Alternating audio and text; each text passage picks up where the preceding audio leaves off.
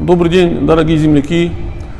Я хоть и не являюсь участником ансамбля, но я как обычный житель Петербурга, как Астин, вижу, какую работу проделывает руководство ансамбля, хореографы все, руководитель Фатима Алдатова и ее почетный президент.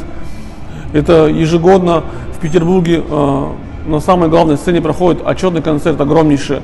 Ансамбль заявил о себе не только в Санкт-Петербурге, Ленинградской области, по-моему, даже выезжали в СНГ, да, неоднократно. Не только, мы уже были. В Северной Осетии, в Южной Осетии даже знаю, это в заслугах ансамбля. Я несколько лет назад присутствовал на отчетном концерте вашем и заслушал поздравления от директора Московской осетинской общины, от министра культуры Северной Осетии. То есть об ансамбле знают, ансамбль на слуху, и не зря он носит звание народного коллектива.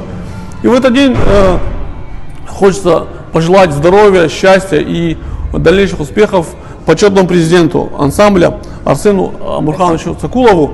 Хочется пожелать, чтобы у него были еще силы дальнейшие и еще больше какие-то успехи сделать, чтобы дети еще более гордились. Просто у вас уже большая история, мне кажется, уже в вашем ансамбле сколько состоялось семей осетинских, да?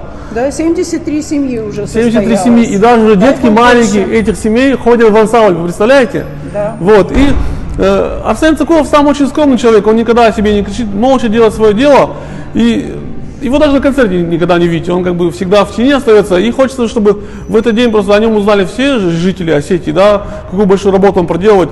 Также хочется пожелать дальнейших успехов всем хореографам вашим, всем ребятам, вам за ваш труд.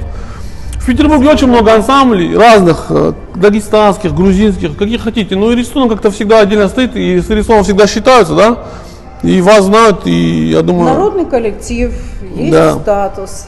Поэтому стараемся. Всего хорошего всем руководителям. Арсену Цакулову еще раз с днем рождения. До новых встреч. Спасибо. С юбилеем, Арсен да, спасибо. Амурханович.